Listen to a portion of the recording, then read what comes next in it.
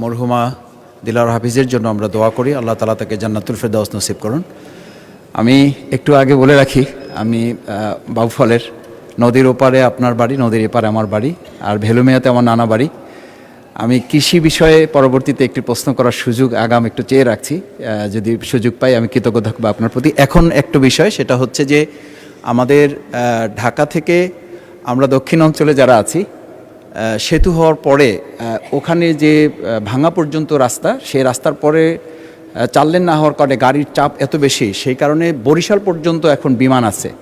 কিন্তু বরিশাল বিমান হওয়ার কারণে এদিকে হলো উত্তরা যেতে হয় 2 ঘন্টা, বরিশাল থেকে আবার আমাদের পটুয়াখালী হয়ে কুয়াকাটা পর্যটক যারা যান তাদের ওখান থেকে আরও প্রায় 4 ঘন্টা সময় চলে যায়।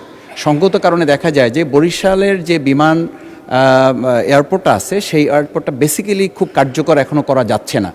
এবং আমরা যারা ওখানে জনপ্রতিনিধি হিসাবে ছোটোখাটো কাজ করি, আমাদের যাওয়া আসা এখন রীতিমতো, ঢাকায় আসলে এলাকায় যাওয়া যাচ্ছে না, এলাকায় আসলে ঢাকায় আসাটা আমাদের জন্য কঠিন হয়ে যাচ্ছে। আমি মাননীয় মন্ত্রীর কাছে একটু জানতে চাই যে আমাদের বরিশাল রেখে পটুয়াখালীতে যদি একটা এয়ারপোর্ট করা যায়, অথবা বরিশালের এয়ারপোর্টকে কার্যকর করার স্বার্থে যদি পটুয়াখালীতে দেওয়া যায়, সেটা আরও অর্থপূর্ণ এবং আমাদের দক্ষিণ অঞ্চলের আগামী দিনের যে অপার সম্ভাবনা আছে সেটাকে কাজে লাগাবার ক্ষেত্রে এয়ারপোর্টটা খুবই গুরুত্বপূর্ণ হয়েছে। সেটার ব্যাপারে কোনো কার্যকর পদক্ষেপ নেবেন কিনা? ধন্যবাদ মাননীয় স্পিকার। মাননীয় মন্ত্রী। ধন্যবাদ মাননীয় স্পিকার।